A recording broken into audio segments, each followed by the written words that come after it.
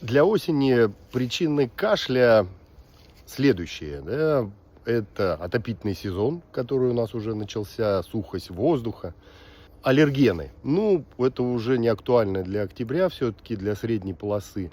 И плесневые грибы. А вот я в лесу сейчас и просто чувствую, как они прекрасным образом размножаются, и споры грибов могут летать. Ну, в общем, со мной ничего не происходит, поскольку у меня нет аллергии на плесневые грибы, да, я не кашляю и не чихаю. Но есть люди, которые реально восприимчивы к спорам грибов, и при вдыхании возможно, да, возникновение кашля, да, связанного с аллергией на споры, бронхиальная астма, дебют или обострение астмы, и такая неприятная вещь, но, к счастью, не часто встречающаяся, это аллергический бронхолегочный аспергиллез.